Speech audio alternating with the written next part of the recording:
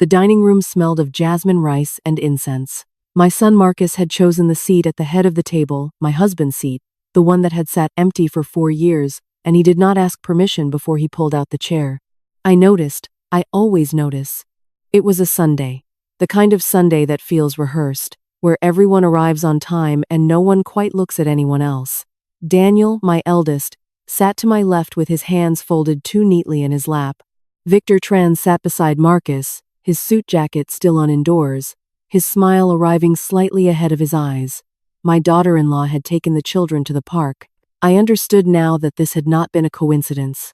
The food was already on the table when Marcus began. He did not ease into it. That was never his way. Even as a boy, Marcus had preferred to knock a door open rather than knock on it. He picked up his chopsticks, served himself without offering to serve me first, another small thing, another thing I noted and stored quietly, and then he looked at me with an expression that belonged on the face of someone delivering a very reasonable business memo. "You haven't set foot in that office in 3 years, Mother," he said. "What exactly do you think you still own?" The table went silent. Daniel's hands unfolded, then refolded. Victor lifted his teacup and looked somewhere near the window. The ceiling fan turned slowly overhead, stirring the warm afternoon air, and from the altar room down the hall I could smell the last of the morning incense still threading through the house, faint now, almost gone but present. I looked at my son. He was 39 years old, and he had his father's jaw and none of his father's patience, none of his father's understanding that silence is not weakness.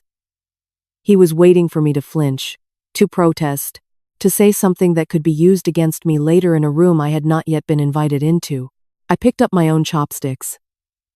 I served him first, then Daniel, then myself. "Eat," I said. "The soup will get cold." Marcus blinked. He had expected something else. He always expected something else from me. Had expected it since he was 19, and came home from his first semester of business school convinced he understood money better than a woman who had spent 28 years keeping the company's books by hand before the computers arrived. I had let him believe it then. I had learned, long ago, that the most useful thing a woman in my position can be is consistently underestimated. Victor Tran laughed a soft, managed sound and said something about the traffic on the way over. The moment passed. The conversation moved. Marcus ate with the comfortable ease of a man who believes a thing is already settled. I ate slowly and I remembered. I remembered the year the company was founded, 1998, in a rented shopfront with 2 employees and 1 battered adding machine that my husband, Min, had bought second-hand from a closing hardware store. I remembered sitting at the kitchen table after the children were in bed, working through the accounts by lamplight because we could not yet afford to leave the overhead light on past 9 o'clock. I remembered the shareholder agreement we signed in Helen Pham's office, the 4 of us Min, myself, his brother Kwong, and Helen, as witness, and the way Min had pressed my hand afterward and said, quietly, that the company belonged to both of us equally, that nothing in it could be moved without both of us saying so. Min had been gone for 4 years. But the agreement was still where I put it. I had not told anyone where I put it. After lunch, after Daniel made excuses and left early, after Victor Tran shook my hand with both of his in a way that was meant to seem respectful and did not, after Marcus kissed my cheek at the door and said he would call me this week, after all of it I stood alone in the hallway and listened to the house settle around me. The altar room was quiet. Min's photograph looked out from between 2 candles that had burned down to their last inch. The offering bowl held a single orange, slightly soft now, that I had placed there on Thursday. I stood in the doorway for a long time without going in. I was 68 years old. I had outlasted a war, a relocation, a business recession in 2008 that had taken 3 of our competitors and left us standing. I had raised 2 sons in a country that was not the one I was born in a language I had learned at 42. I had kept this company's accounts so cleanly that the auditors, for 11 consecutive years, had found nothing, not an error, not a rounding discrepancy, not a single line that did not reconcile. And now my youngest son sat in my husband's chair and asked me what I thought I still owned. I went to my bedroom. I sat at the edge of the bed the way I always do when I need to think, with my feet flat on the floor and my hands in my lap, the way my mother taught me when I was a girl, and she said that a woman should always sit as though she is ready to stand. The ceiling fan moved the air. Outside, a motorbike passed in the street, then another. I thought about the tin box. It was small, smaller than you would expect for something that held the foundation of a company worth. Now, considerably more than what Marcus imagined. I understood. Pale blue, with a latch that had stiffened over the years. I had put it beneath the cabinet that held my husband's altar, in the back corner where the shadow was deepest. No one had ever asked about it. No one had ever looked. People rarely look for what they do not know exists. I had learned this the same way I learned everything important in my life, not in a classroom, not from a textbook, but from 30 years of watching what happened when men assumed the records had been simplified for them, when they assumed the woman handling the numbers was handling only the surface of them. My mother used to say, "Still water doesn't announce itself. It simply holds everything placed inside it, and it waits." I had been waiting for 3 years. I had been patient and careful and very, very still. But Marcus had made a mistake today that he did not yet understand he had made. He had asked me the question out loud, in front of witnesses, with that particular tone, the tone of a man who believes the answer is already his. I reached under the cabinet. My fingers found the latch. The box had not moved. Min used to say that a good set of books was like a well-tended garden. Every number in its row, every row in its season, nothing crowding what did not belong there. He said this the first time he watched me work, back when we were still using paper ledgers and the office was a single rented room above a fabric shop on Wintray Street. He stood behind my chair with a cup of tea going cold in his hand, watching my pen move across the columns, and he said it quietly, almost to himself, the way he said most things that mattered. I did not tell him then that I had heard my own mother say something similar about her rice paddies. I just kept writing. That was 1994. We were not yet married. The company did not yet exist. What existed was Min's idea, my father's small loan, and the understanding between us that we would build something that would last longer than either of us. We were married the following spring. The ceremony was small, his family, mine, a borrowed tablecloth, a cake that listed slightly to one side because the bakery had been new and overconfident. I wore a dress the color of young leaves. His mother cried. My mother did not cry, but she held my hand for a long time before the guests arrived, which was the same thing. We rented this house in 1997. It was older than it looked and smaller than we needed, but it had a room at the back that faced east, and Min said a house that caught the morning light was a house that already knew how to begin again. We repainted the walls ourselves over 3 weekends. Pale yellow in the kitchen. White in the room where the boys would eventually sleep. The hallway we left as we found it. A deep cream that had probably been white once, now warm with age. The altar room was Min's idea, though he consulted me as he always did before deciding anything in this house. A small table against the north wall, high enough that the children could not reach it easily. His father's photograph first, then his grandmother's. Later, as the years moved, others joined them. The incense holder was brass, bought from a market stall by a woman who knew nothing about us, and would never know what that small object would mean to this family for the next 3 decades. I have burned incense at that altar every morning since 1998. I have not missed a single day, including the day the hospital called, including the days after, including all the days that followed those days when getting out of bed required something closer to will than to habit. The company was registered in February of 1998. Nguyen family trading import and export, agricultural goods and textiles, modest in the beginning and careful always. Helen Pham drew up the shareholder agreement in her office on a Thursday afternoon. Min sat beside me. His brother Kwang sat across from us, younger then, thinner, still with the habit of tapping his pen against his knee when he was thinking. Helen read each clause aloud. We initialed every page. At the end, Min signed first, then I signed, and when I put down the pen he covered my hand with his for a moment before letting go. Nothing in that agreement could be altered without the written consent of all shareholders. Helen had insisted on this. She was careful, thorough, the kind of attorney who anticipated the arguments of people who did not yet exist. I remember thinking at the time that the clause seemed excessive. We were family. We were building something together. Who among us would ever need such protection? I kept the signed copy in a tin box. Pale blue, a little smaller than a shoebox, with a latch that required 2 hands to open properly. I had bought the box originally for Min's correspondence letters from suppliers, early contracts, the documents that felt too important for a drawer and too personal for a filing cabinet. Over time, the box became something else, a record of the things that mattered most and were most worth protecting. When Min died, I moved the box. I did not tell anyone. I did not explain my reasoning, even to myself, not fully.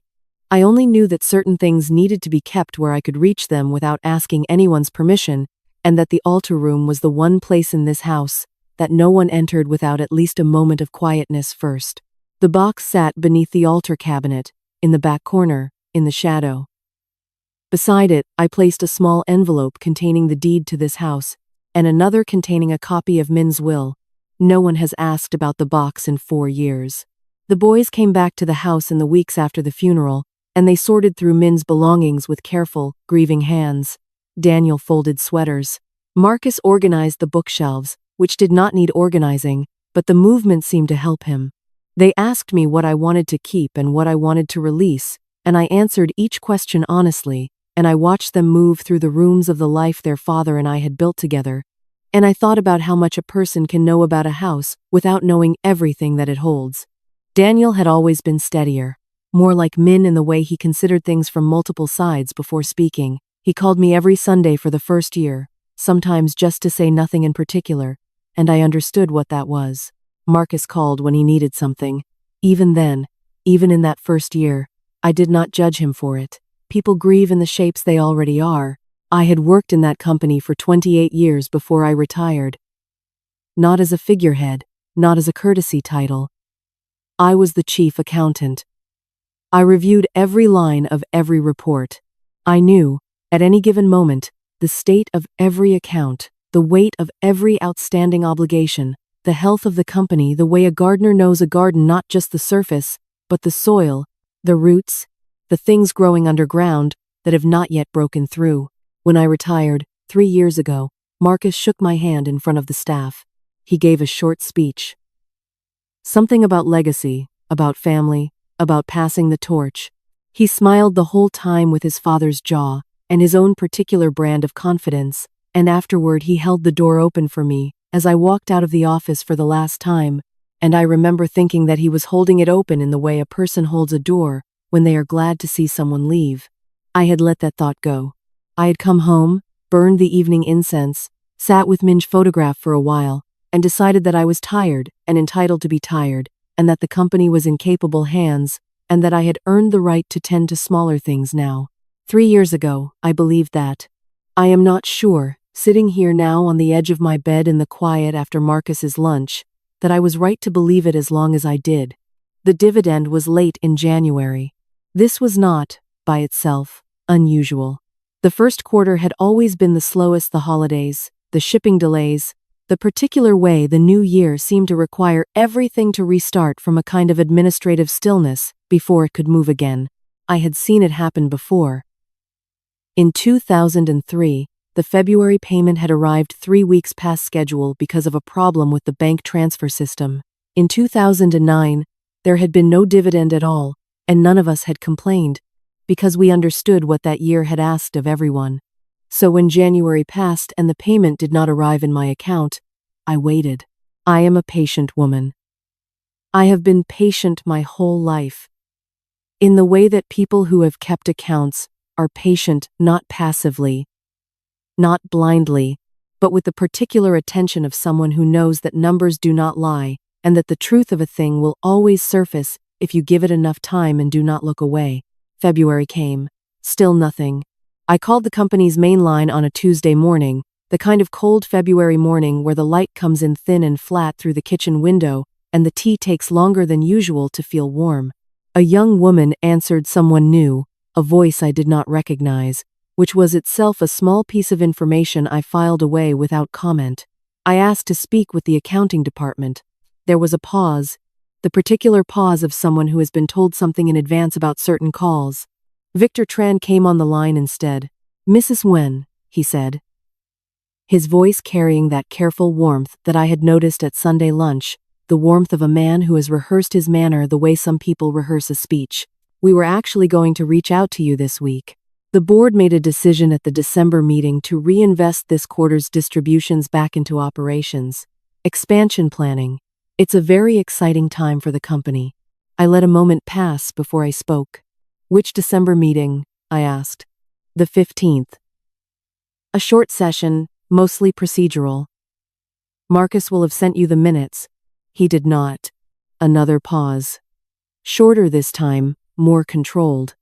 I apologize for that. An oversight. I'll have them forwarded to you today. The minutes arrived that afternoon as a PDF attached to an email from an address I did not recognize, not the company's standard domain, but a string of numbers and letters that suggested a personal account or a temporary one. The document looked correct at first glance. Header, date, attendee list, agenda items, motion to reinvest quarterly distributions, vote recorded as unanimous. My name was in the attendee list. My name was also beside a vote of approval. I sat at the kitchen table for a long time with my reading glasses on, and the document open on the tablet Daniel had given me 2 birthdays ago. The ceiling fan turned. Outside, someone was burning garden waste in the alley behind the house, and the smell of it came through the window. Dry leaves, old wood, the particular bitterness of things being reduced to ash. I had not attended any meeting in December. I had not been invited to any meeting in December. In 28 years of working for that company, I had attended every shareholder meeting, every one.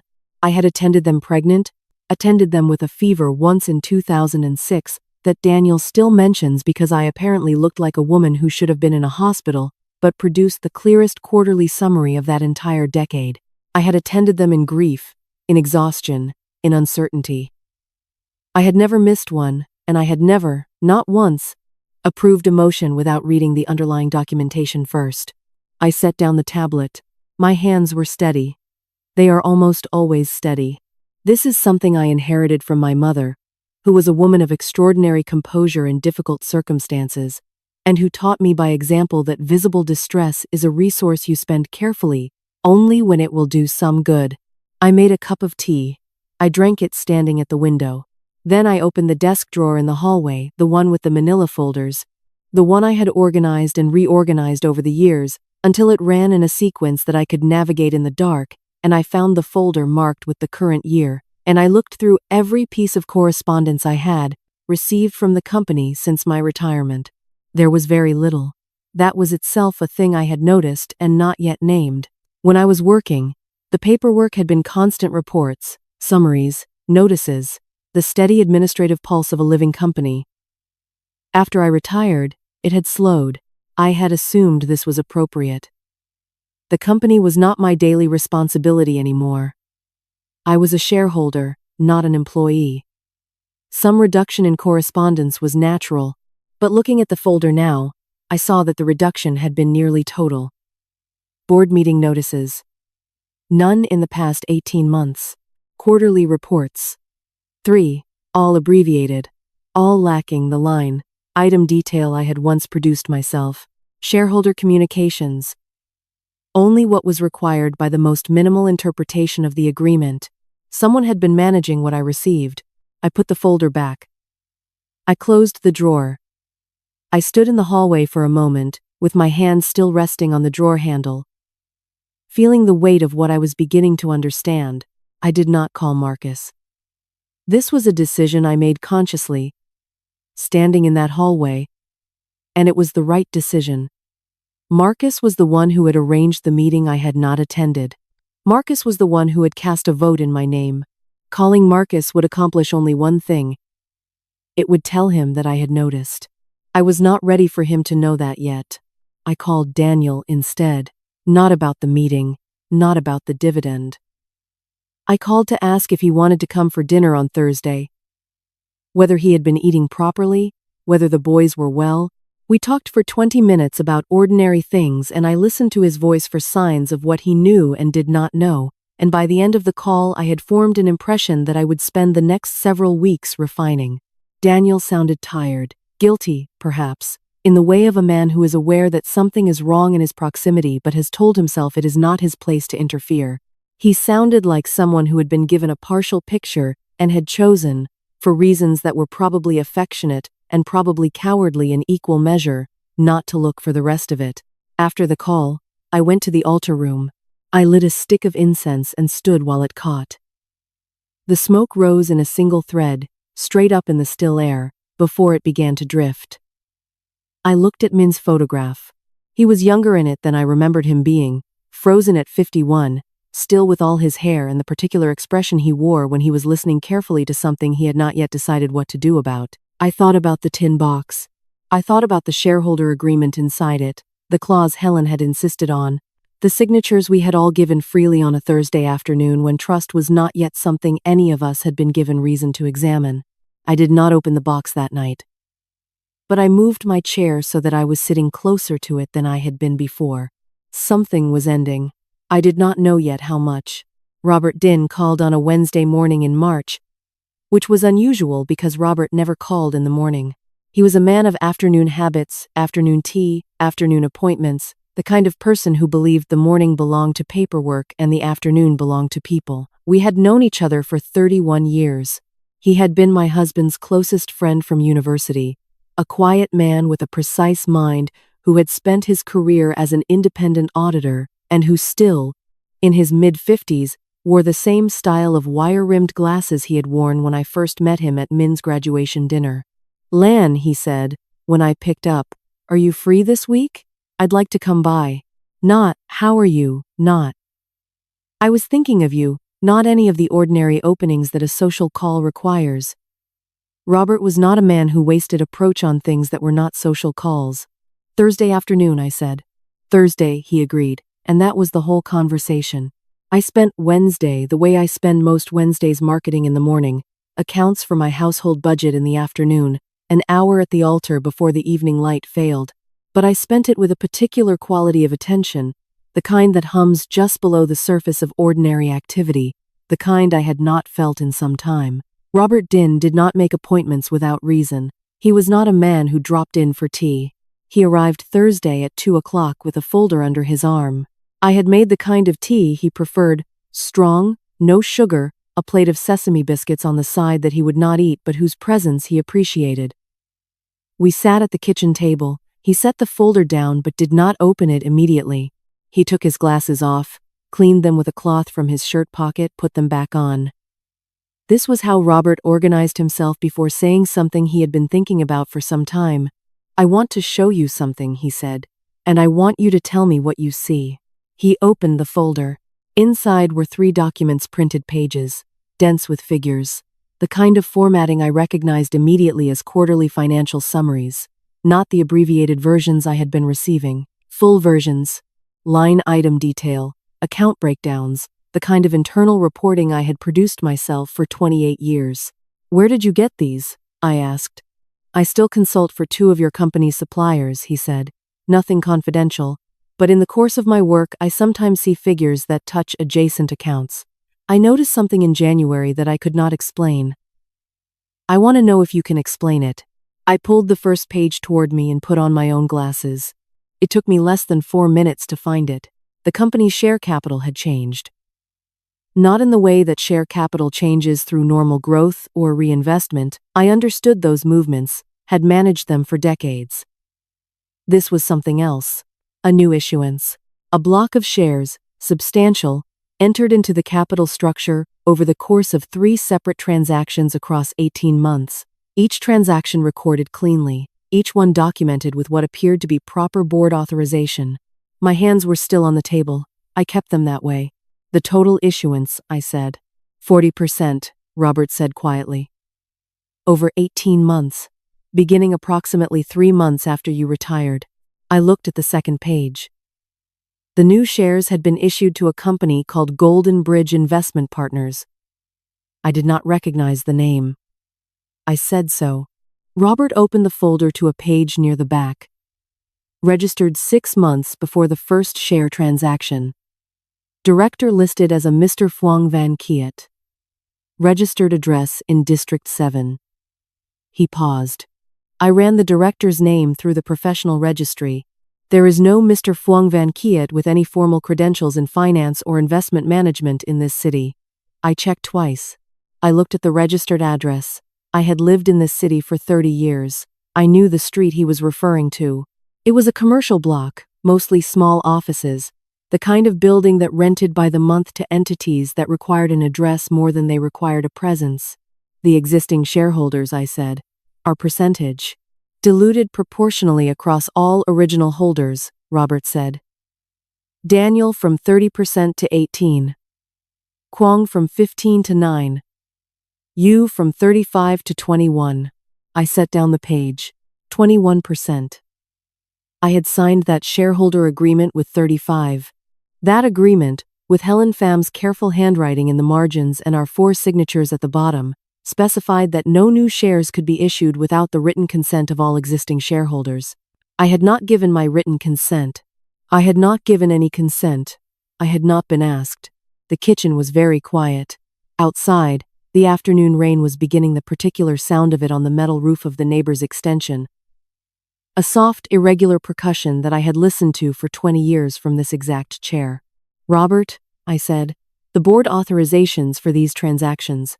Signed by Marcus Nguyen as Deputy Director and Victor Tran as CFO. He met my eyes. With a co-signature listed for each transaction. Whose? He turned to the last page in the folder and placed it in front of me without speaking. There were 3 separate authorization forms. Each one bore, in the signature line designated for shareholder approval, a version of my name. I looked at those signatures for a long time. I had signed my name 247 times in the context of this company. I knew this because I had a habit, in the early years, of keeping a log of every document I executed, a practice my own accounting teacher had recommended, and that I had maintained long after it was strictly necessary. I knew the way my signature moved, the particular angle of the L in Lan, the way the N in Nguyen compressed slightly at the end because I had broken a finger on my right hand in 1989 and it had healed imperfectly.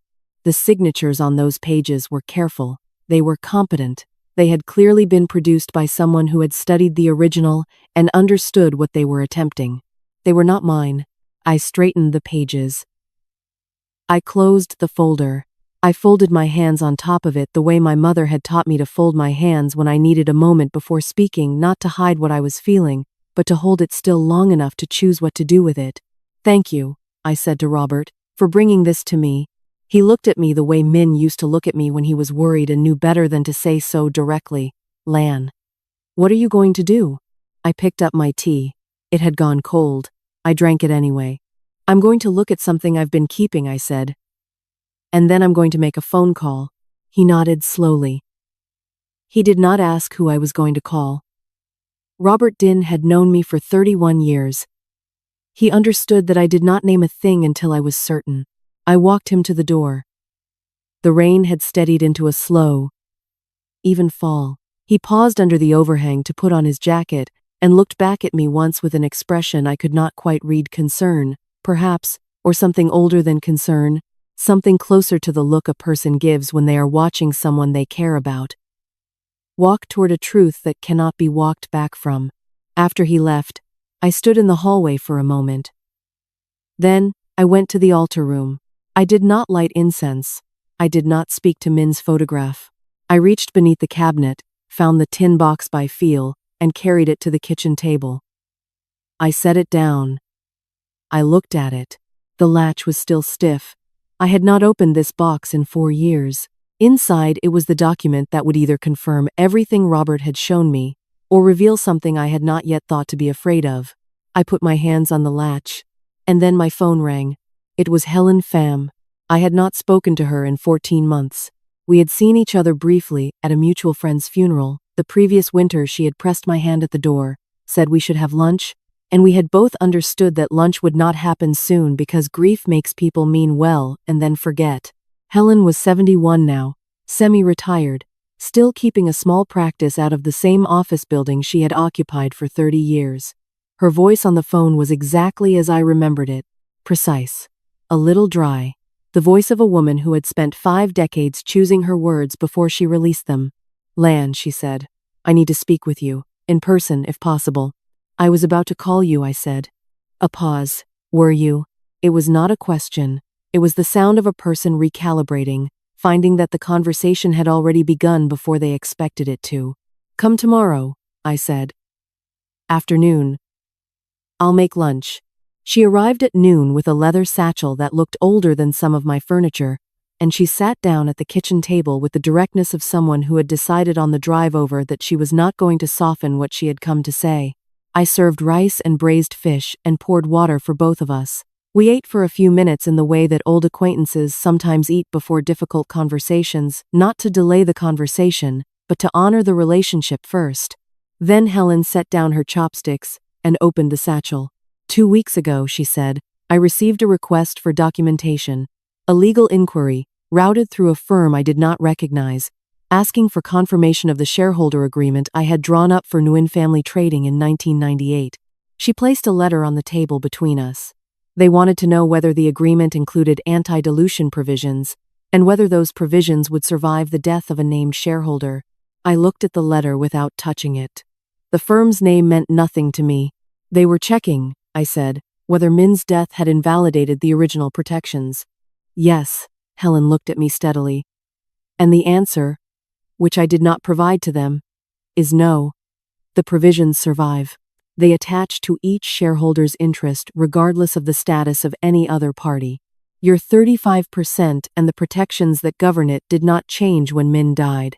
What you hold, you still hold, or you should. Someone has been issuing shares, I said, without my consent. Robert Din brought me documentation yesterday. 40% new issuance over 18 months. My interest has been diluted to 21%. 3 board authorization forms carry my signature. I did not sign them. Helen was quiet for a moment in the way that lawyers are quiet when they are not surprised by something and are deciding whether to say so. The firm that contacted me, she said. They were doing due diligence on a transaction. A substantial one. I believe someone is preparing to sell a controlling interest in Nguyen Family Trading. The kitchen was very still.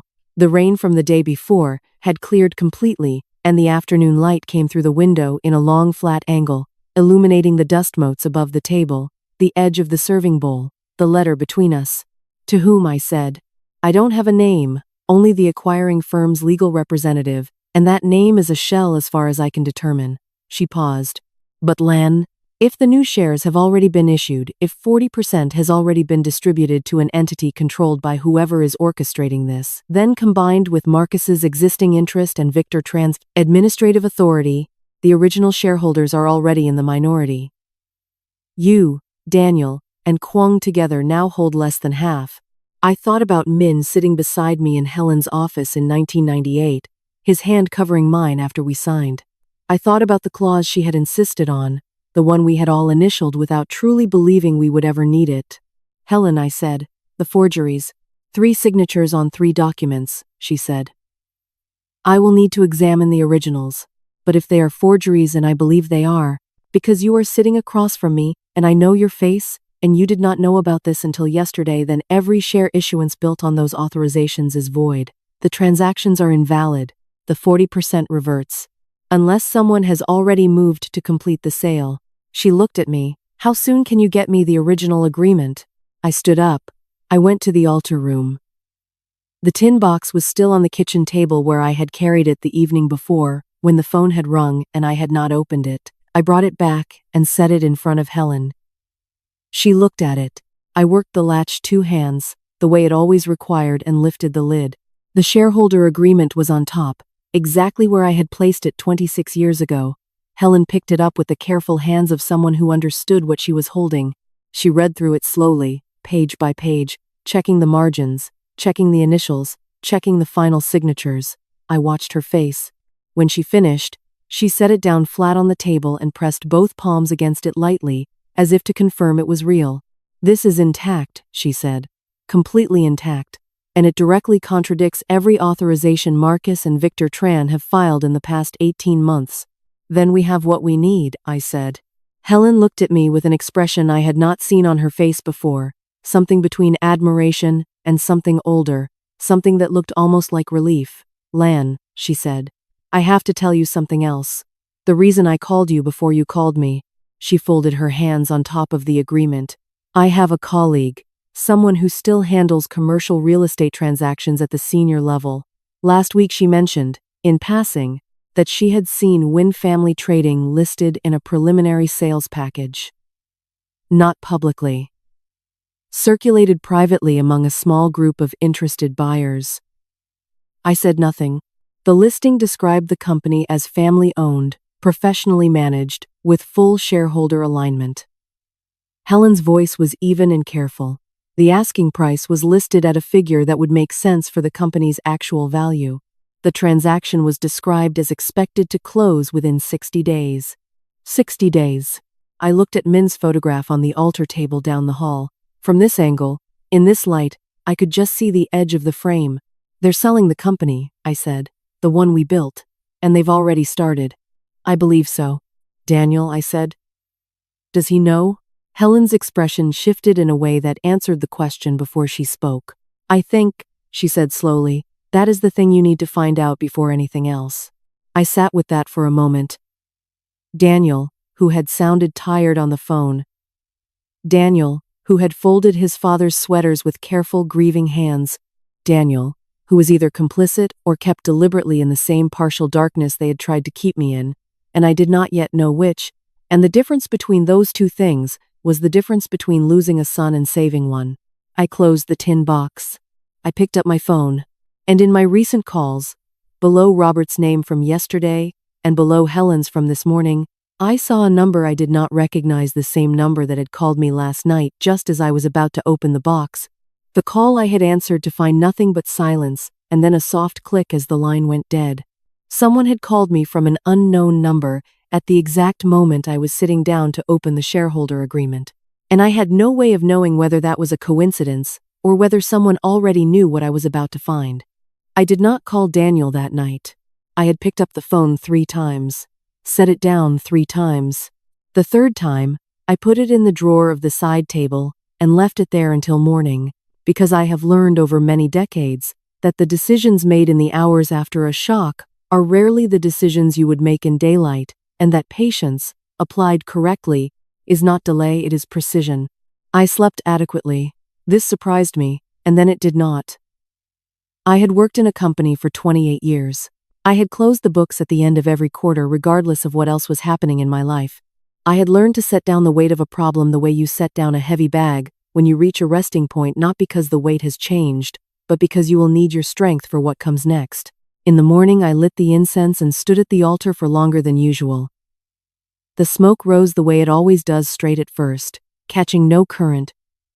Holding its form, my mother used to say that still water does not announce where it is going. It simply carries what is placed inside it, and it arrives. I had said this to myself in this room before. I said it again now, not as comfort, as instruction. Then I made a list. I am a person who makes lists. Min used to tease me about this, the lists on the back of envelopes, the lists on the small notepads I kept in every room, the list I once made of the things I needed to do before making another list. But a list is simply a mind made visible, and a visible mind is easier to organize than one that circles without landing. I wrote in small, careful characters on a piece of paper I then folded to the size of a postage stamp and placed inside the tin box beside the shareholder agreement. What I knew. What I did not yet know. What I needed. Under what I needed, I wrote 4 things. The first was a forensic examination of the 3 authorization signatures. Helen had said she could arrange this. She had a contact at a documentation authentication firm. Someone who worked on legal disputes involving questioned handwriting. I called her after breakfast and asked her to proceed quietly, without filing anything officially, without creating a paper trail that would alert anyone who might be monitoring the company's legal activity. Helen did not ask why I wanted it done quietly. She was 71 years old and had spent 5 decades watching careful people get outrun by the assumption that no one was paying attention. The second thing I needed was the complete shareholder registry as it currently stood, not the summary version, not the abbreviated quarterly report, but the full registry showing every share class, every holder, every transaction date. Robert Din had given me 3 summary pages. I needed the underlying record. This required someone with legitimate access to the company's internal filing system who was not Marcus, not Victor Tran, and not anyone whose loyalty I could not verify. I thought about this for most of the morning. There was a woman named Bick who had worked in the company's administrative office for 16 years. She had started as a junior clerk the year I was still chief accountant, and I had trained her myself on the filing protocols, the ones I had designed, the ones that were still, as far as I knew, the backbone of how the company organized its documents. Bitch was methodical, quiet, the kind of employee who arrives before her scheduled time and leaves after it without needing anyone to notice. I had written her a reference letter when she applied for a promotion in 2019. She had sent me a card when Min died, not an email. A card, handwritten, with a line at the bottom that said he was a good man and the company had been lucky. I did not want to put Bitch in a difficult position. What I was asking, even indirectly, carried risk for her if Marcus discovered it.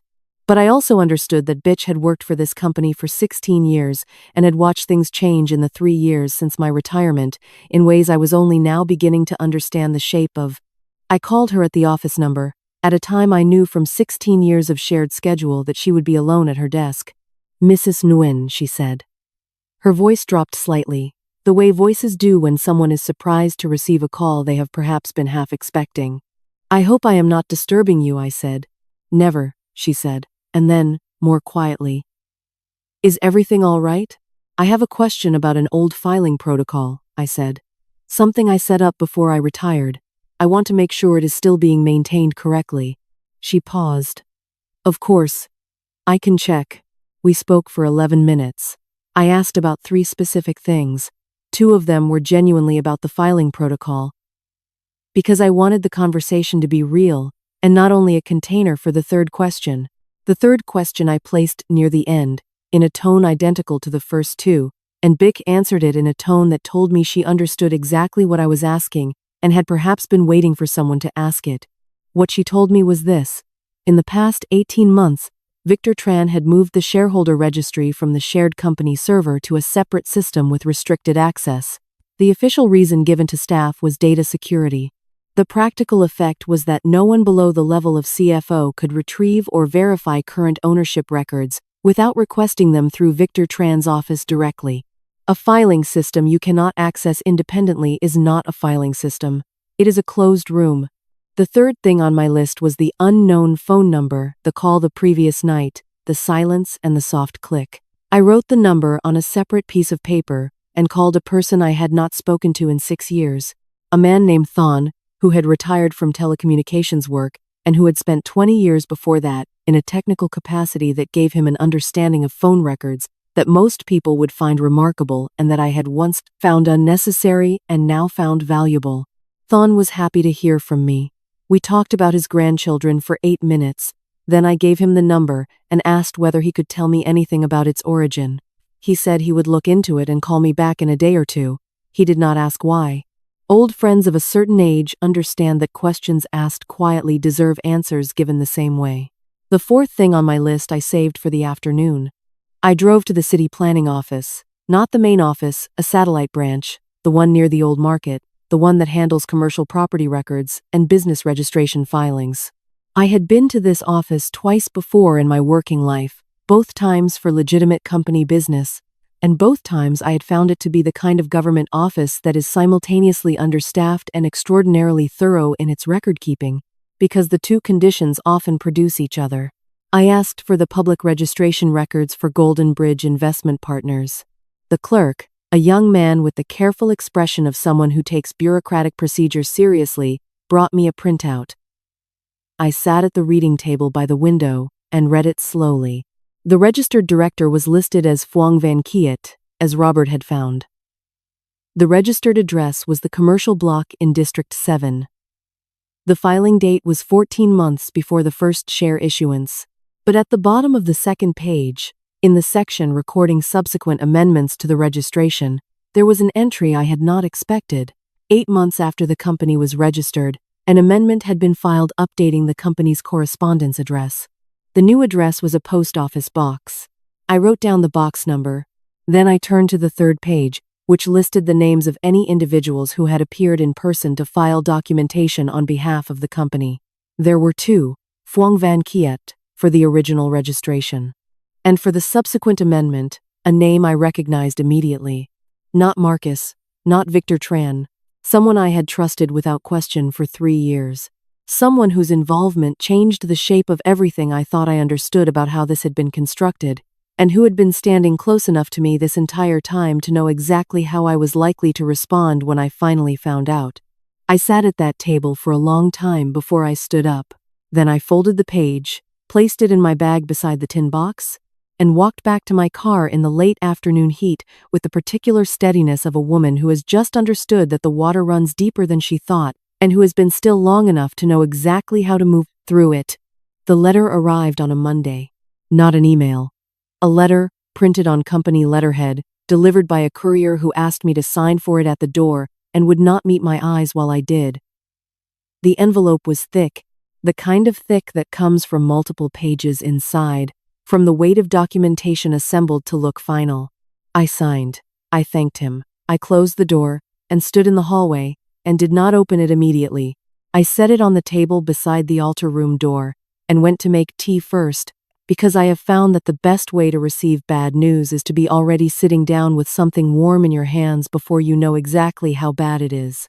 The letter was from a law firm, not Roland Hutchins or anyone I recognized from Helen's World.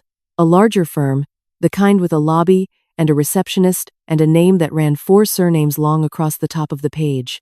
They were writing, they said, on behalf of Nguyen Family Trading Company in the matter of a scheduled restructuring of company governance, effective at the end of the current quarter. I read it twice. Then I read it a third time with a pen in my hand, underlining the specific phrases that required attention. Effective at the end of the current quarter, 6 weeks from the date of the letter, the company would be transitioning to a new executive board structure. Under this structure, shareholders holding less than 25% of total issued capital would no longer hold voting rights on ordinary resolutions. They would retain their economic interest, meaning their right to dividends, if any were declared, but their participation in board decisions would be reclassified as non-voting. My diluted interest was 21%. At 21%, under the terms they were proposing, I would become what the letter called a passive interest holder. I would own something. I would simply have no say in what was done with it. The letter further noted that this restructuring had been approved at a recent board meeting by a majority of voting shareholders. The minutes of that meeting were enclosed for my reference. My name did not appear in the attendee list this time. They had not even bothered to forge my signature. They no longer needed to. At the bottom of the 4th page, a paragraph I read 3 times before I fully absorbed it. Given the non-voting reclassification of certain minority interests, the board had approved the initiation of a formal sale process for the company's assets and operating business. A buyer had been identified. Due diligence was underway. The expected completion date for the transaction was 45 days from the date of this letter. 45 days. I put the letter down on the table. The tea had gone cold while I was reading. I drank it anyway, standing at the window, watching the street below where 2 children were arguing over a bicycle and an old man was walking a dog that had no interest in walking. The ordinary motion of an ordinary morning. Proceeding without any awareness that in a dining room above it, a woman was holding a document that told her she had been legally reclassified from a founder to a footnote. Marcus called at 11 o'clock. He did not begin with a greeting. He said, "I assume you received the letter." "I did," I said. "I want you to understand that this wasn't personal." His voice had a quality I had not heard from him before, a kind of settled ease, the ease of a man who has passed the point of needing to manage an impression. He no longer needed to sound warm. He no longer needed to sound like a son. The company needs to move forward. The new structure is cleaner. Better for operations. Better for the sale. "You're selling your father's company," I said. "I'm maximizing the value of an asset," he said. "Which is what you always taught us to do, actually." I said nothing. "The buyer is serious," he continued. "The price is fair. When the transaction closes, your 21% will be paid out at market value. You'll be comfortable, Mother. You'll have more money than you can spend. You can restore antique furniture or grow orchids or whatever it is you do now. There's no reason for any of this to be difficult." Victor Tran filed the amendment to Golden Bridge's registration, I said. But he wasn't the second name on the filing record. A pause. The first one. The first moment in this conversation where he had not been completely in control of his own rhythm. "What?" he said. The District 7 post office box, I said. The amendment filing. The name on the record, Marcus. The one that was not Victor Tran's. The pause, this time, was longer. I counted, without meaning to. The way I used to count during long silences in board meetings, waiting to see who would speak first, and what that choice would reveal about them. You've been very busy, he said finally. His voice had changed, not frightened, not yet. But recalibrated, the way a man recalibrates when he realizes the ground is different from what he mapped. I have had some time, I said, since I no longer work. Whatever you think you've found. I don't think, I said. I have kept accounts for 30 years. I don't speculate, I document. He was quiet for a moment. Then, Mother. You should consider very carefully what you're thinking about doing. The sale is 45 days away. The buyer has already completed preliminary due diligence. The structure is in place. Even if you raised objections, legal objections, based on whatever you believe you found, the process to resolve them would take longer than 45 days, and by then the transaction will have closed. A pause that was meant to feel final. You don't have enough time. I see, I said. I'm not trying to hurt you, he said, and the worst part was that he might have believed it. I'm trying to give you the option to step back gracefully before this becomes something neither of us wants. You've given me something to think about, I said. Thank you for calling. I ended the call. I stood at the window for a while longer. The children outside had resolved their argument about the bicycle. One of them was riding it now while the other ran alongside. The old man with the dog had turned the corner and disappeared. At 2 o'clock, Victor Tran arrived at my door unannounced. I had not expected this. I let him in because turning him away would have told him something I did not want him to know yet, and I brought him to the kitchen because it was the room where I was most composed, where I knew the exact position of everything, and he did not. He sat across from me, and he was wearing the suit jacket again, the one he wore at the Sunday lunch, and his expression had the particular arrangement of a man who is delivering a mercy. He had brought documents, another set, official this time, stamped and notarized the new governance articles, the voting threshold amendment, the preliminary sale agreement with the buyer's name redacted. I wanted to bring these personally, he said. So you'd have the full picture. That's very considerate, I said. He placed them on the table between us, arranging them in a row with small, precise movements. Mrs. Nguyen, I want to be honest with you. Marcus is moving forward regardless. The legal framework is sound. The shares were properly issued, the authorizations were properly filed, and the new governance structure is compliant with company law as it currently stands. He looked at me with the expression of a man who believes that explaining something slowly to someone is the same as being kind.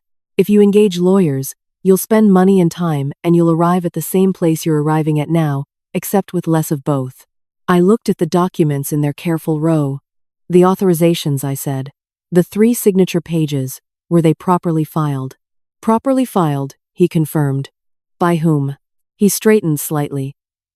A small movement. Barely visible. By the authorized company secretary, in accordance with standard procedure. Of course, I said. He waited. I think he expected me to cry, or to argue, or to produce something, some objection he had prepared an answer for. When I did neither, he picked up his tea and drank, and I watched him the way I have watched people my entire life. The way my mother watched people, the way still water watches everything without appearing to watch anything at all. He left at 3 o'clock satisfied. I walked him to the door and thanked him for coming, and I closed it softly behind him, and I stood in the hallway with my hand against the door, and I thought, you have shown me exactly which documents you believe are real, which meant I now knew exactly which documents you believed I could not have. I went to the kitchen. I picked up my phone. I called Helen first, then Robert. Then I sat down at the table with the tin box and the letter and Victor Tran's careful row of documents, and I began to build the only thing that had ever reliably defeated a man who believed he had already won. A record. Daniel came on a Sunday. He did not call ahead. He knocked on the door at 9:30 in the morning, which was unusual, and when I opened it he was standing on the step in the clothes he had worn the day before, the collar not quite right, and his face had the particular quality of a man who has not slept, and has spent the sleepless hours arriving at a decision he does not know how to carry. I let him in. I made tea. I did not ask him anything while the water boiled, because I have learned in 68 years that there are things a person must be allowed to find their own way into saying, and that asking the wrong question at the wrong moment can seal a door that was just beginning to open. He sat at the kitchen table. He wrapped his hands around the cup I gave him. He looked at the surface of the tea for a long time. "I need to tell you something," he said. "I know," I said. He looked up. His eyes were red at the edges. He was 44 years old, and he looked, in that moment, like the boy he had been at 10, the one who had come to me after breaking something he could not fix and who had not known, until he was already in the room, exactly how to begin confessing. "How much do you know?" he asked. "Tell me what you came to tell me," I said. "Start at the beginning." He put down the cup. He looked at his hands.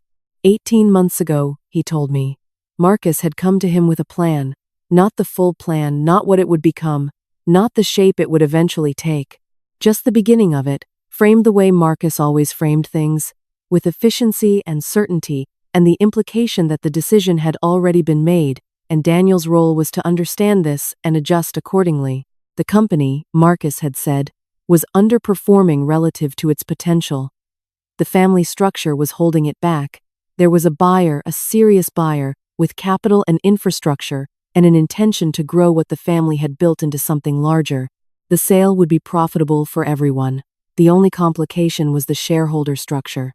The original agreement created friction. The anti-dilution clause, the consent requirements, the voting provisions, all of it designed for a different time, a different version of the company, when things were smaller, and trust was the operating principle. To move forward cleanly, Marcus had said, they needed to restructure the shareholding before approaching the buyer formally. And to do that, they needed to move around the provisions in the original agreement. He told me, Daniel said, his voice very quiet, that he would handle the documentation. That you would be, he used the word insulated. That you wouldn't have to deal with the legal complexity. That your share of the proceeds would be paid out at full market value, and you would be taken care of.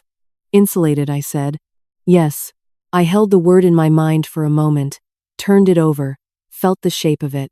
And you believed him, I said. Daniel closed his eyes. I told myself I did. He opened them again. I told myself it was better for you. That you were still grieving, that you had stepped back from the company deliberately, that being drawn into a complicated restructuring wasn't what you needed. I told myself that Marcus was handling things, and that the outcome would be fair and that not every decision required your involvement. His voice broke slightly on the last word. He brought it back. I told myself a lot of things.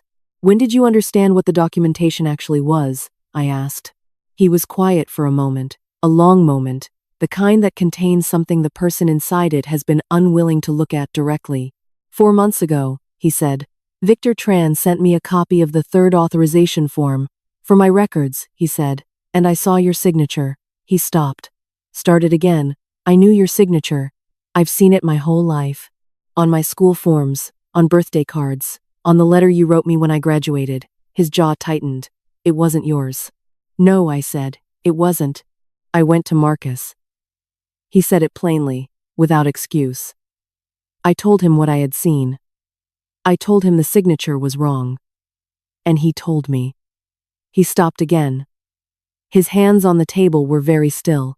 He told me that the transaction was already too far along, that the buyer had been engaged, that the legal structure was in place, that raising questions at that stage would not undo anything, it would only create liability for all of us, including me, because I had signed the board minutes approving the new governance structure. He looked at me. He told me that I was already in it, that there was no version of this where I walked away without consequence, that the cleanest thing for everyone, for you included, was to let it close. The kitchen was very still. Should Lester, I should Levin Dad, outside, somewhere on the street, a vendor was calling something, his voice thin and distant in the morning air. The incense from the altar room had burned down overnight and left only its ghost in the hallway, that particular scent of something that has finished giving itself. I looked at my son, my eldest son, the one who had folded his father's sweaters, the one who had called me every Sunday in the first year. I did not speak immediately because I needed to understand exactly what I was feeling before I let any of it into the air between us, And what I was feeling was layered and heavy and not simple grief and fury and something older than both of them. The particular ache of loving someone completely and discovering that love is not always the same as knowing a person, that a child you have held and fed and guided can still, in the right circumstances, choose to protect themselves over protecting you. I had been deluded. I had been forged. I had been reclassified from founder to footnote. And my eldest son had known for 4 months. "I'm sorry," Daniel said. The words came out flattened by the weight behind them. "I know that's not enough. I know there isn't a version of what I did that is acceptable. I told myself I was protecting you from the complexity, and I was lying to myself. I was protecting myself. And I was afraid of Marcus." He pressed his mouth together. "I have always been a little afraid of Marcus." I stood up. Not in anger, I was not sure yet what I was. I went to the altar room doorway, and I stood there for a moment, looking at Min's photograph, at the burned-down incense stubs, at the small orange I had not yet replaced. Min had trusted Daniel with this company. Had trusted Marcus. Had trusted that the thing we built together would be held carefully by the people we handed it to, because we had raised them, because we had shown them what honesty looked like from the beginning, because we had believed that a life lived with integrity would produce children who understood why integrity mattered. I had believed this so completely that I had not examined it in 4 years. "Mother," Daniel said from the table. His voice was very quiet. "I brought something.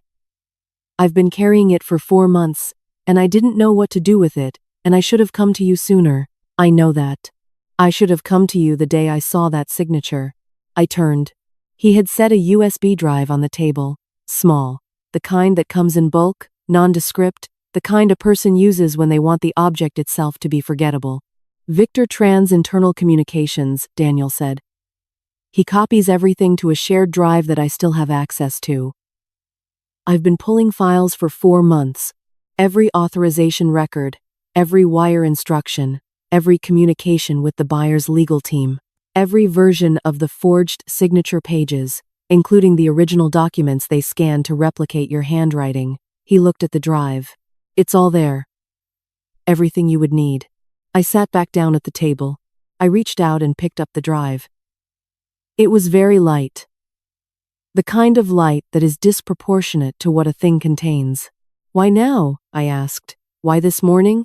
"Because yesterday," he said, "I received an email from the buyer's legal team confirming final due diligence is complete. The sale is ready to close. 30 days, he met my eyes. And because I spent last night at my father's grave, and I understood, sitting there, that he would not have recognized the person who let this happen, and I am not certain I recognized myself either." I held the drive in my hand.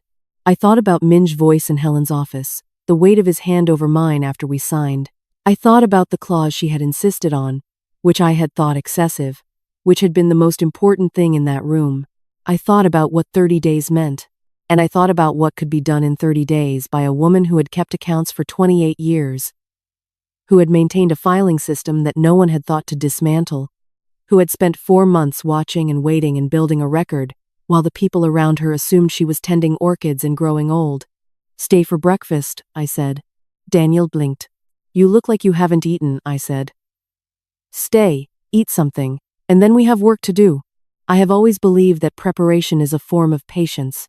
Not the passive kind, not the patience of someone who waits because they do not know what else to do, or because they are afraid to move. The active kind, the kind that looks, from the outside, like stillness, and is in fact the most demanding work a person can do, because it requires you to hold everything in your mind at once: what you know, what they believe you know, what they have not yet thought to protect, and to move through your days without disturbing the surface of any of it. I had 30 days. I began the morning after Daniel's visit, before the city was fully awake, with a cup of tea at the kitchen table and the tin box open in front of me and the USB drive beside it. I had slept 4 hours. They were sufficient.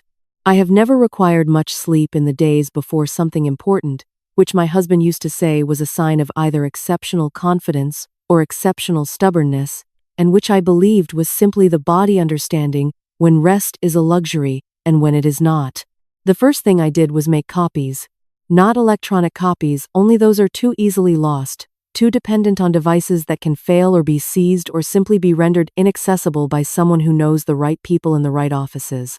I printed everything. Every page of the shareholder agreement, every authorization form with its forged signature, every internal communication from Victor Tran's shared drive, every document Robert had given me, every record from the city planning office. I printed 2 complete sets. One I organized into a folder with tabs, labeled in my own handwriting, cross-referenced by date and document type. The other set I placed in a second tin box smaller than the first, brown, with a lock, and I took it to my cousin's house across the city on a Tuesday afternoon, under the pretext of returning a pot she had lent me 6 months ago. My cousin did not ask what was in the box. I did not explain. We drank tea and talked about her daughter's new apartment, and I left the box in the back of her wardrobe before I left. She has always been the kind of woman who understands that some things are stored without questions asked. Because she herself has stored things without questions in years when storing things was necessary. We are from a generation that knows this. The second thing I did was call Helen. She had the forensic examination results by the second week. I sat across from her in her office, the one I had visited dozens of times over 30 years, with its wall of law books and its single window that looked out onto a courtyard where a frangipani tree was always either blooming or preparing to bloom. She laid 3 pages across the desk between us. Each one contained a side-by-side analysis of my genuine signature and the signature appearing on one of the authorization forms. The examiner's conclusion, stated plainly in the summary paragraph, was that the signatures on all 3 authorization forms were produced by a person who had studied authentic samples of my handwriting, but was not the original signatory. The pressure patterns were different. The pen angle was inconsistent with my natural grip. The compression at the end of my surname, the slight irregularity that came from the finger I had broken in 1989, was absent in all 3 forgeries replicated in shape, but not in the way it actually moves, because whoever had copied my signature had been working from a photograph or a scan and could not reproduce what a hand does without thinking. Helen signed a sworn statement attesting to the examiner's findings. The examiner signed a second one. Helen filed both with a notary she had used for 20 years. I placed copies in both tin boxes. The third thing I did required more delicacy. Robert Dinh had contacts in the commercial banking sector, not the kind that gave access to private records, but the kind that, in the course of professional auditing work, encountered certain financial patterns and understood what those patterns meant. I asked Robert whether the wire transfers associated with the Golden Bridge Investment Partners share issuances could be traced to their originating accounts through legitimate means, through the kind of documentation a company was required to maintain under standard financial compliance regulations. Robert said he would look into it. He called me back in 4 days. The originating accounts, he told me, were held at a mid-tier commercial bank. The account holder was Golden Bridge Investment Partners, but the beneficial owner documentation filed with the bank required under anti-money laundering regulations listed a real individual, not Phuong Van Kiet, who did not appear to exist in any verifiable professional registry. A real person, with a real identification number, with a real address that was not a post office box. I wrote the name down. I folded the paper. I put it in the brown tin box at my cousin's house. I was not yet ready to use it, but I wanted it where I could reach it. The fourth thing was the hardest. I sat down one evening, and I wrote a letter to Daniel. Not a letter of accusation. I had already said what needed to be said the morning he came to the door, and neither of us needed it said again. This was a letter of instruction, clear, specific, numbered. I told him what he would need to do and when, and in what order, and with whom. I told him which documents to hold, and which to deliver, and to whom he should deliver them if I was unable to do it myself, for whatever reason. I told him that the timing mattered more than almost anything else, that the sequence of actions had to follow the sequence I had laid out, because in matters of this kind, the person who controls the order of information controls the outcome. He read it at my kitchen table the following Thursday. When he finished, he folded it precisely along its original creases and put it in his jacket pocket. He did not speak for a while. "You've been planning this the whole time," he said. Not an accusation. Almost, I thought, a kind of wonder. "Since the morning Robert came with the documents," I said. "Yes." Marcus thinks you're going to fight this in court, Daniel said. He told Victor last week that your timeline is too short for legal action, that anything you filed would take longer than 30 days to reach a hearing, and by then the transaction would be done. He paused. He thinks the letter from the law firm paralyzed you. I considered this. Then let him think so, I said. Than called me on a Friday, 10 days before the scheduled closing date of the sale. He had found what he could about the unknown number, the call the night before Helen's visit, the silence and the soft click. The number had been registered to a prepaid account, purchased in cash, activated once. It could not be traced to a person through any standard means, but the cell tower that had carried the call was located within 400 meters of the company's office building. Someone inside that building, or very close to it, had called me at the exact moment I was sitting down to open the tin box for the first time. Whether they had known what I was about to do, or whether it was a coincidence of the purest kind, I could not determine. I did not believe in coincidences of that size. I added this to the folder. I noted the date, the time, the tower location. I did not know yet what it meant in the full picture, but I had learned in 28 years of keeping accounts that an anomaly you cannot explain is not an anomaly to discard. It is an anomaly to hold, carefully, until the rest of the picture is clear enough for it to find its place. On the 27th day, I called Helen one final time.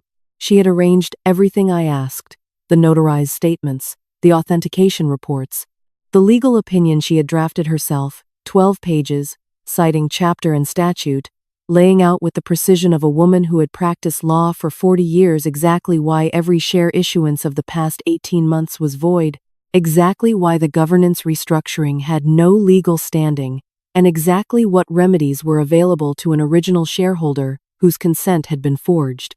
The buyer's legal team, I had learned through Daniel, was planning to send their final representative to the company offices on day 30 to execute the closing documents. I asked Helen to arrange a meeting for day 30 as well. Same time. Same building. Different room.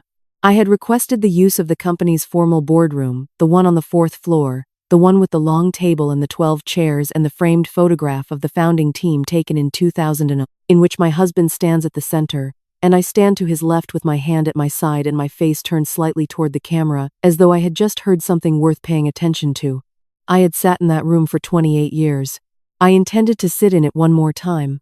The storm I had been building, quietly, in the weeks while Marcus assured himself I had run out of time, was ready.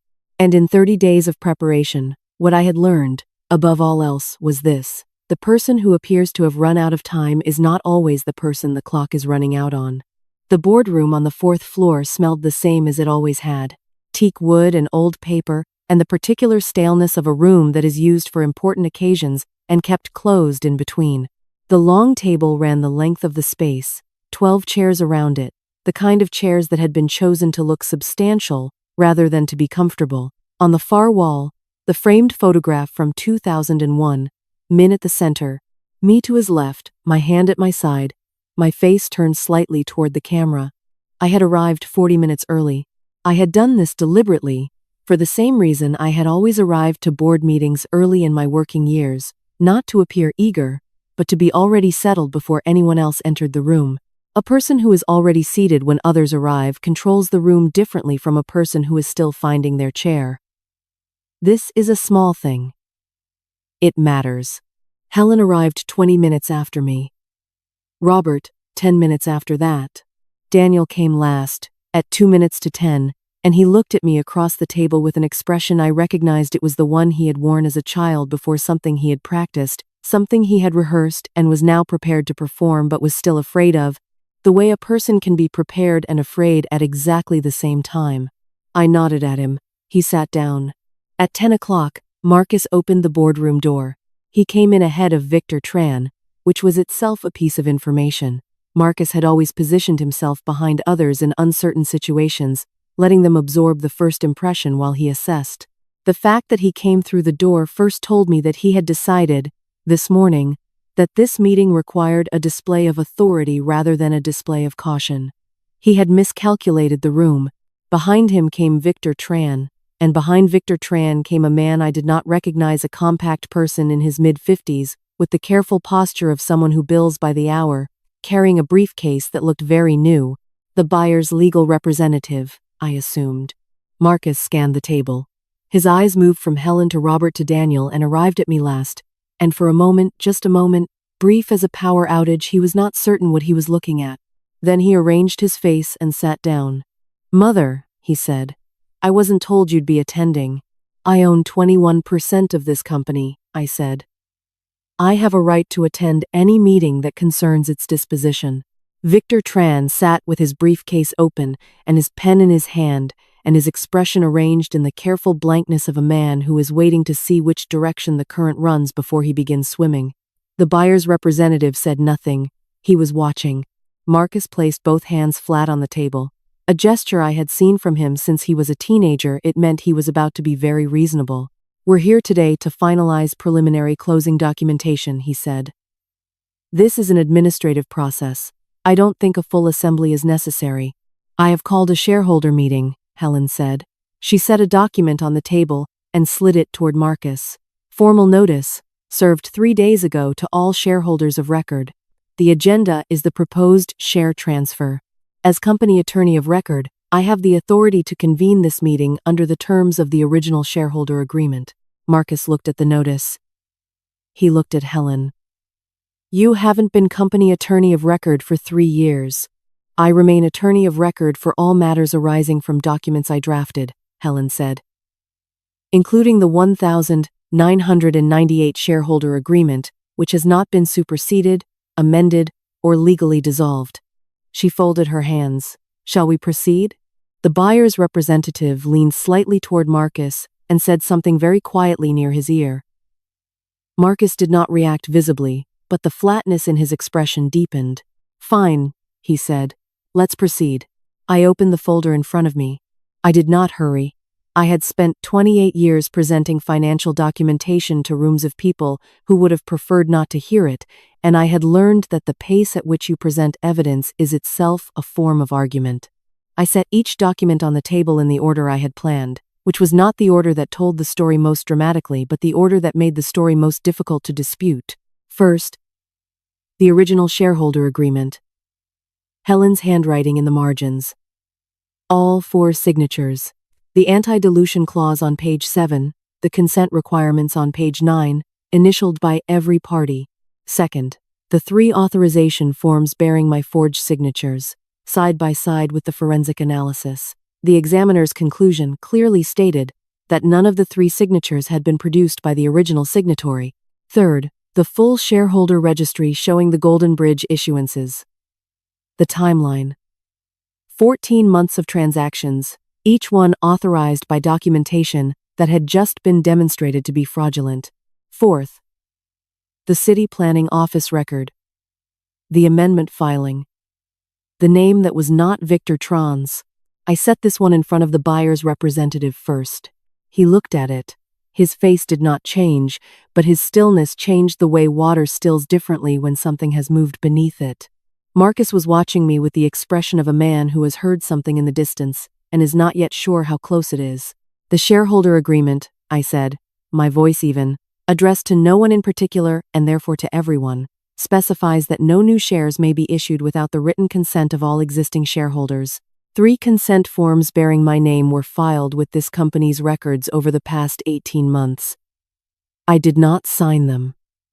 I looked at Marcus. Not at Victor Tran. At Marcus. "I was not in this city on 2 of the 3 dates those forms were filed. I can provide documentation of this." "This is a disruption of a legal proceeding," Marcus said. His voice was controlled, tight. "This is a shareholder meeting," Helen said. "Convened legally. Please let your mother finish."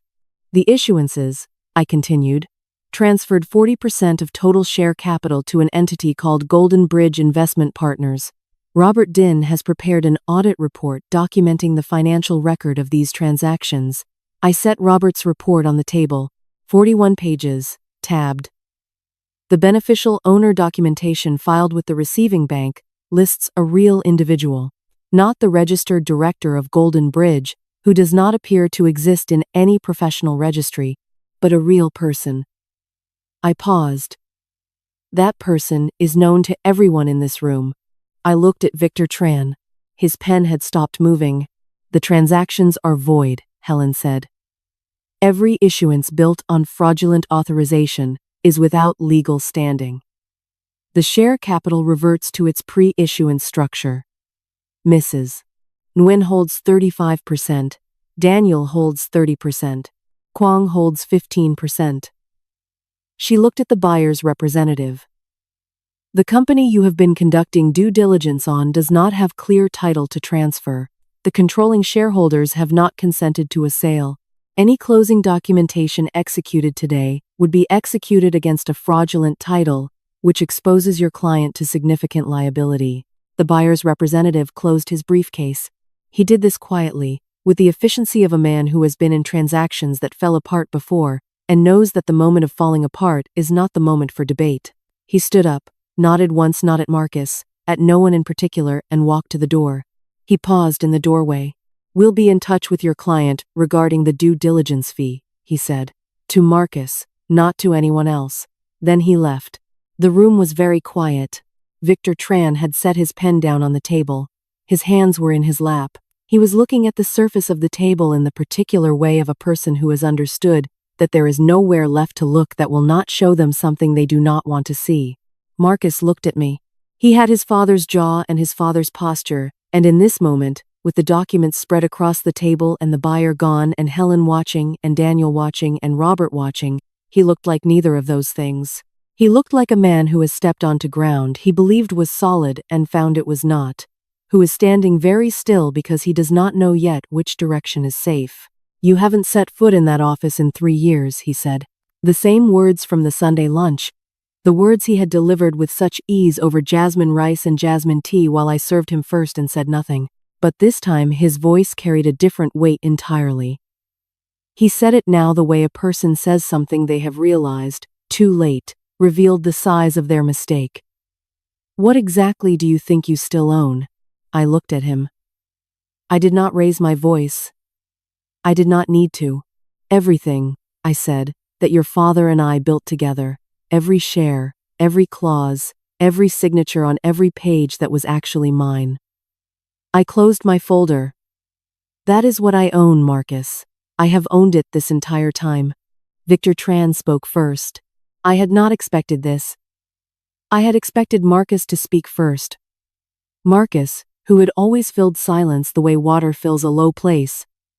Automatically, without deliberation, but Marcus was still looking at the table, at the documents spread across it, at the forensic analysis pages with their careful columns of comparison, and he had the particular stillness of a man who is recalculating something and finding that the numbers do not resolve.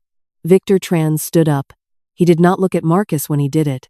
He looked at Helen, and then at me, and his briefcase remained closed on the table in front of him, and he said, in the voice of a man who has decided that the only exit available to him requires moving quickly toward it rather than away from it, "I want to speak with your attorney, privately, before anything else happens in this room." Marcus looked up. The expression on his face in that moment was one I had not seen from him before, not in 39 years of knowing him.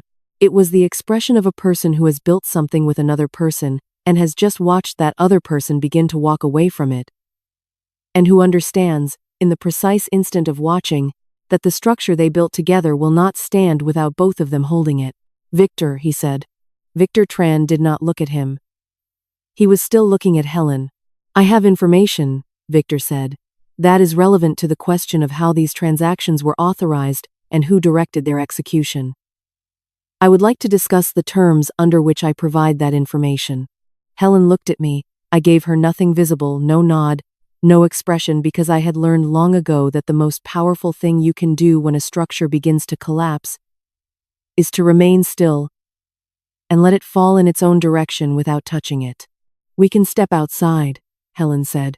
They left. The door closed behind them with the quiet sound of an expensive hinge. Marcus and I were alone in the boardroom for the first time in 4 years. He looked at the framed photograph on the far wall. His father at the center, me to the left. The founding team arranged around them in the flat light of 2001. He looked at it for a long time. "How long have you known?" he asked.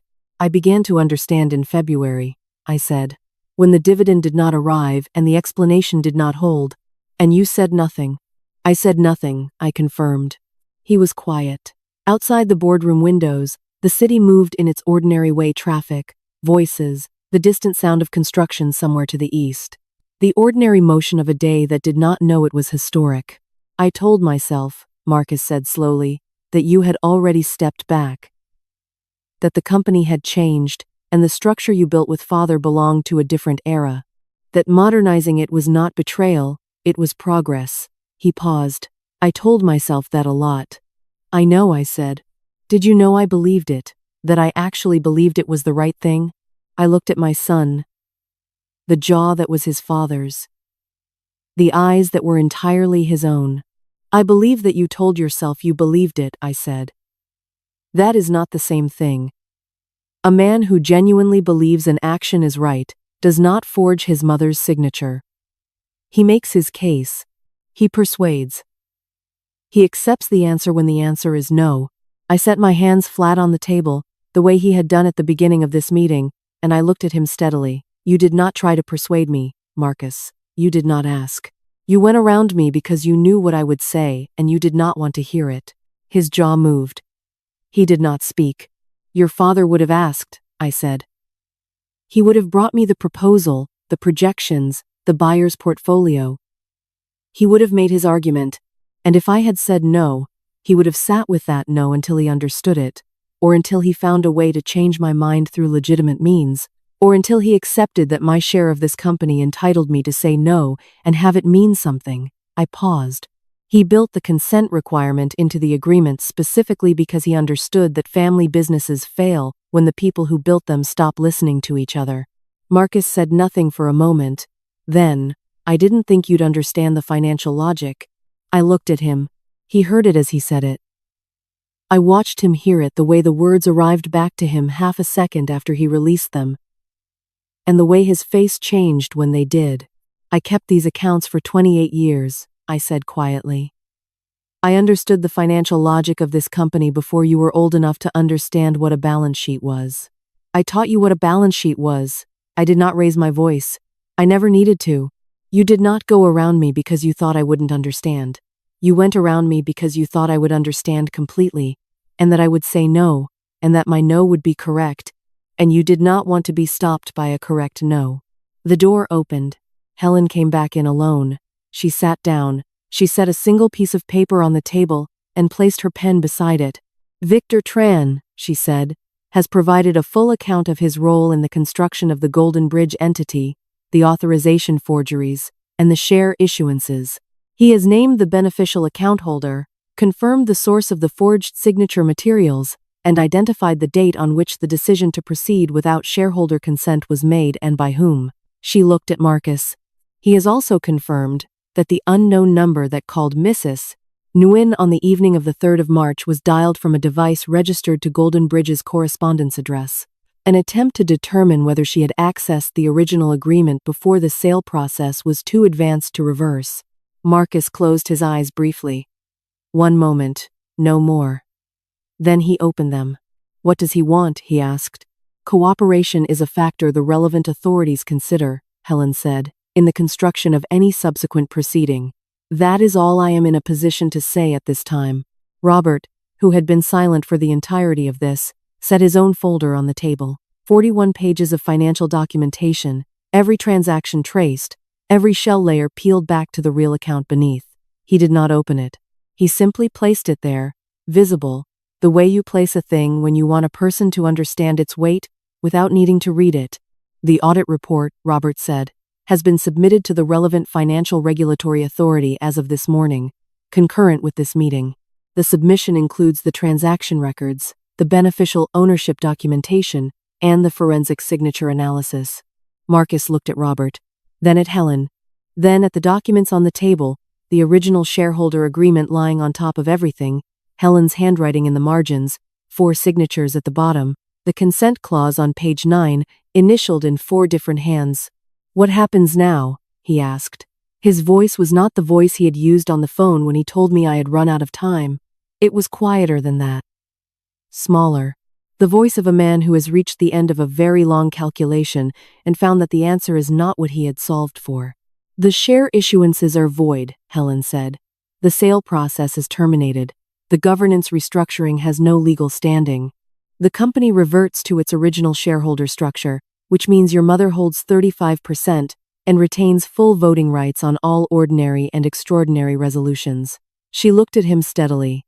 What happens beyond that depends on decisions that are no longer entirely in this room's control.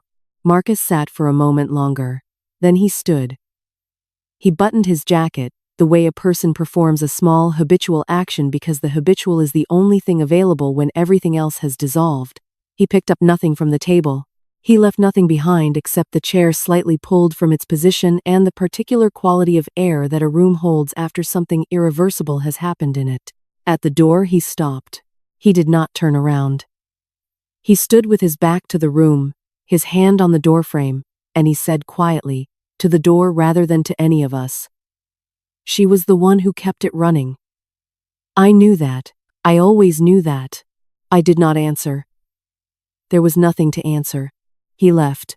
I sat at the table in the boardroom that still smelled of teak and old paper, with Min's photograph on the wall and the original shareholder agreement in front of me, and the morning light coming through the window in a long flat angle across the table. Helen placed her hand briefly over mine. She did not speak. She did not need to. Robert began quietly gathering his documents. Daniel sat with his hands clasped and his eyes on the table, the way a person sits when they are doing the private work of deciding what kind of person they intend to be from this point forward. I looked at the photograph. Min at the center, me to his left. My hand at my side, my face turned toward the camera, as though I had just heard something worth paying attention to. I always had. 3 months passed before the incense felt the same again. I do not mean that I stopped burning it. I burned it every morning, the way I had for 26 years, the same brass holder, the same slow ritual of match and breath and the small adjustment of the stick until it stood straight. But for 3 months, the smoke rose, and I watched it, and I felt the watching as effort, as a thing I was doing rather than a thing I simply was. Grief is like that, even when what you are grieving is not a death. The loss of what you believed about a person requires the same slow accommodation that any other loss requires. It simply wears a different face. Marcus did not contest the reversion of the shares. His attorney, a different one, not the 4-surname firm, someone quieter and more realistic, had advised him plainly that the forensic evidence and Victor Tran's full cooperation left no viable ground for dispute. The Golden Bridge transactions were unwound. The fraudulent authorizations were struck from the record. The shareholder registry was restored to its 1998 configuration, which meant that my 35% came back to me on a Tuesday afternoon in the form of a letter from Helen confirming the completion of the legal correction, a letter I read at the kitchen table and then set down and did not read again for several days because the reading of it once was sufficient and the feeling it produced was not triumph but something quieter and more complicated. I had not wanted to win something. I had wanted something never to have been taken. Those are different things, and only one of them is possible. The regulatory proceedings moved at the pace such things move, which is to say slowly and with considerable paperwork. Victor Tran's cooperation had been, as Helen predicted, a significant factor. He received a reduced outcome. Marcus received a formal finding and a prohibition from serving as a company director for 7 years. Neither of them went to prison, which I had not sought. What I had sought was a matter of record that the thing had happened, that it had been named correctly, that the documents said what they said, and could not be amended by anyone with a pen and a sufficiently studied copy of my handwriting. This is what the law can do, and it is enough. Daniel came every Sunday now. Not to make things right, he understood, I think, that making things right was a longer work than a Sunday visit could accomplish, and that I was not interested in gestures. He came because he had said, sitting in my kitchen with the USB drive in front of him, that he was not certain he recognized himself anymore, and I had told him that not recognizing yourself is where recognition begins. So he came. We drank tea. We talked about his sons, about the company, about the slow work of rebuilding a governance structure that did not rely on one person's authority over another. He was learning to ask questions before agreeing. It was slow. It was real. Kwang, Min's brother, had remained peripheral through most of this, his 9% restored quietly alongside mine. He was older now. Slower. Living in a house near the coast that he had retired to 3 years before I did. He called me when it was over. We talked for a long time about Min, not about the company, not about the proceedings, but about the man, the way he laughed, the way he held his teacup, the fact that he always burned the bottom of the rice when he cooked it himself because he read at the stove and forgot to stir. Kwong cried a little. I did not, but I held the phone with both hands the way you hold something you are glad still exists. The company was not sold. I want to say this plainly because it is the thing that matters most, practically speaking, for the people who work there. Bitch still files at her desk in the administrative office. The 2 employees Min hired in the first rented room above the fabric shop on Win Tray Street had long since retired, but their successors, and their successors' successors, were still there, and the company was still the thing it had been built to be, a family business, careful and honest, producing something real and trading it fairly. I did not return to work. This had never been the point.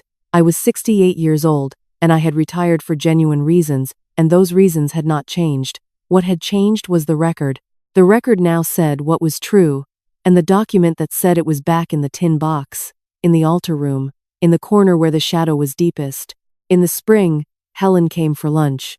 She brought oranges from a market she preferred, the kind with the slightly rough skin that I have always found sweeter than the smoother varieties, and we ate at the kitchen table and talked about nothing urgent for the first time in several months, and it felt like returning to a room after a long absence and finding the furniture exactly where you left it.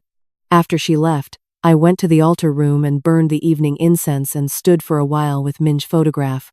The light was the kind that comes in the late afternoon in spring, low and amber, the kind that makes everything it touches look as though it is being remembered rather than seen. I looked at my husband's face, 51, still with all his hair. I thought about the morning he had died, 4 years ago, the particular stillness of the house afterward, the way silence can change its quality when it becomes permanent. I had burned the incense that morning too, and the smoke had risen and drifted, and I had stood here in almost exactly this position and understood that the rest of my life would be organized around an absence. What I had not understood then, what I understood now, was that an absence does not empty a house, it settles into it. It becomes part of the structure, part of the particular quality of the light in the late afternoon, part of the reason a person keeps a tin box in the back corner of a room that everyone treats with quietness before entering. Min had trusted me to be the keeper of the record. Not because he doubted the others, not because he was suspicious or cynical, but because he had watched me work for 30 years, and he knew what I was. He had said it himself, at the table after long evenings, when the children were in bed, and the lamplight was our only company. She carries it all. She carries it without showing she is carrying. I still did. This is the work that does not appear in any title, in any registry, in any document filed with any office, the work of being present, the work of watching, the work of keeping the record clean and the box locked and the agreement intact through 4 years of grief and 3 months of careful, precise, unhurried resistance. My mother used to say that still water does not announce where it is going. It simply carries what is placed inside it, and it arrives.